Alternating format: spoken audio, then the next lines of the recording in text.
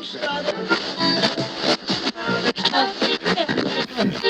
everybody, welcome back to Lyrical Resonance, where we believe that where words fail, music speaks. I'm getting into a new song from somebody who's become a friend of mine. I'm getting into the song Captivate My Heart by David Pataconi, and this is featuring Monica So of Aseity. If you don't know who Aseity is, you're sleeping, because they are an up-and-coming band that is just fantastic. I checked out their debut song right here. You can go check that out, and you should, because it was awesome. But this is David Pataconi. He has become a friend of mine. He's somebody I've talked to quite a bit regarding this channel and some of the stuff I've been trying to do, and he's just become somebody that I respect as somebody in the industry. So I'm checking out this song. This is Captivate My Heart. I'm really excited. If this is your first time here, thank you so much for watching.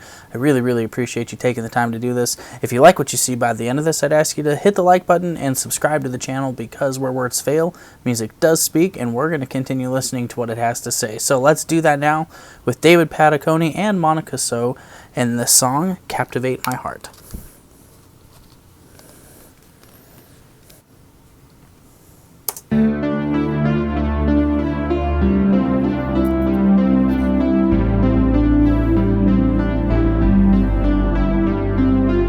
Satisfy me, Lord, you revive me, and you call me your own.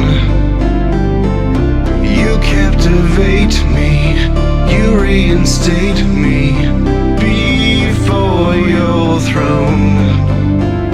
And I come to you, broken and defeated.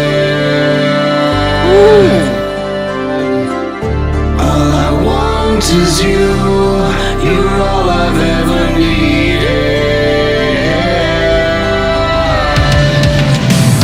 Okay, before the drop hits, what? Wasn't expecting that. That was really cool. So the first time I listened to David Pataconi, I don't know, I hesitate to say skeptical, but it's a music style that's generally I don't associate with. You know, I'm more of a rock, heavy metal kind of guy. And so to get into this kind of EDM stuff, I was like, I don't know what I'm getting into here. So listening to the song Indestructible, which you can check out my reaction to here, like I said, I was just kind of skeptical of it. And I've since gotten into more of David's music, and it just impresses me, man. It's so good. And I've started working with a new guy at work who is really big into like chillstep and like synthwave type music, and so he listens to that in the office. And man, I've really fallen in love with chillstep, and this has not quite the chillstep vibe to it, but it's that same kind of like real laid back, mellow. At least the first 50 seconds. I don't know what I'm going to be getting into here, but I really find David and Monica's voice just in that first little bit where they're kind of doing this harmony to pair incredibly well together. I'm excited to see where this goes, and so let's dude, this is going to be a ride. I can feel it. So let's continue that ride. And defeated. All I want is you, you're all I've ever needed. Captivate my heart, captivate my heart, and bring me home to you. Underneath your wings I find everything, and you make me new.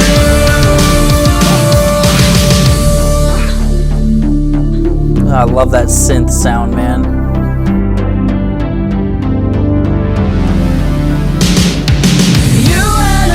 Oh, nice. Your kindness revives me. Your words are life alone. You mesmerize me, intoxicate me by your love.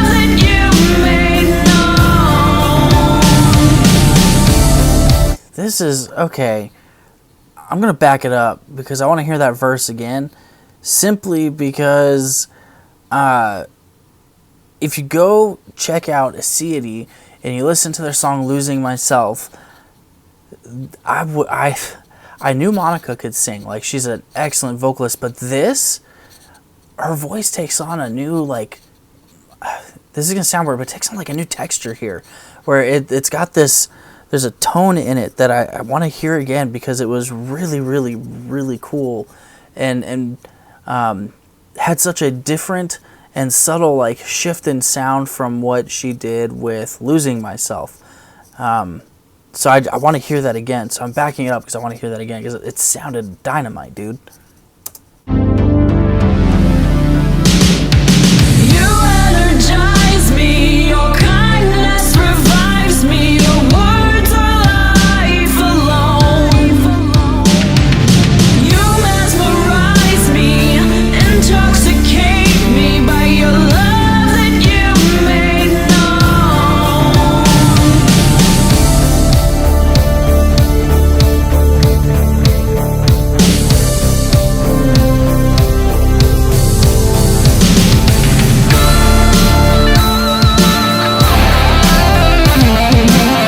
Oh, nice. Okay.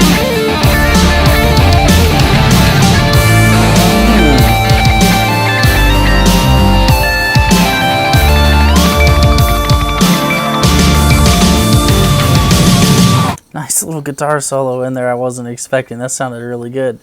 So with Monica's voice there, going back to that, just it sounded so full and rich. And I know there's some reverb on it, but it sounded really good. And it like I said, it had a depth to it that it sounded. I mean, it sounded like she's been singing for years, and she probably has. But I mean, it sounded very, very developed. I don't know what I'm looking for, but it sounded great. I'm going to talk about the lyrics of this in a little bit, but I wanted to comment on that again because, like I said, it sounded like there was a lot more richness or depth to it than what I've heard previously. And watch my reaction to "Losing Myself" by Aseity because I complimented her quite a bit. That it was a great song. She did a great job. And I would say, that's her song. That's her band. And so, yeah, I would say that it's... how do I compare the two? Because they're so different in genre. But, I mean, she killed it. She did great. She's doing awesome in this. She did great in "Losing Myself." And David, you're doing awesome with this song, man. I love the music of it. I feel like that percussion that is in here has almost like an 80s sound to it, and I'm digging this. And I love the way you blend like that guitar solo in there. Like, all of this is really, really good. Ugh, I like it. And I come to you, This broken and melody you have here is amazing. all I want is you. You're all I've ever needed. Captivate my heart, and bring me home to you. Underneath your wings, I find everything, and you make me new. Captivate my heart, and bring me home to you. Underneath your wings, I find everything, and you make Oh, man.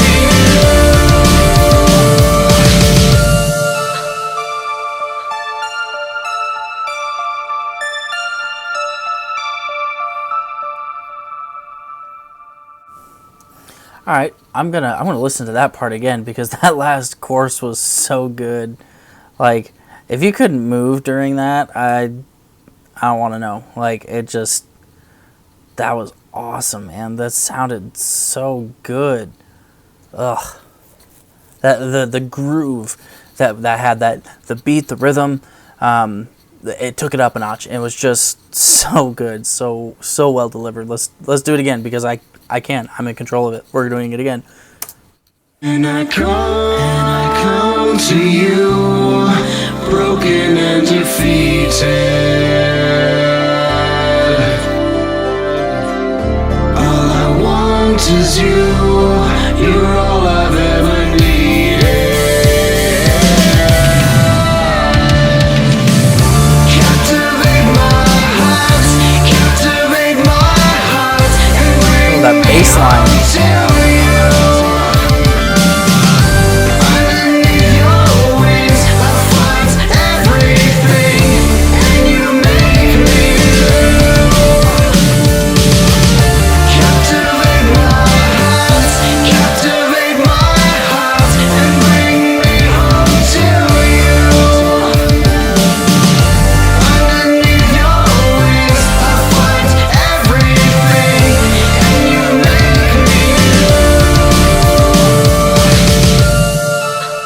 So good, man.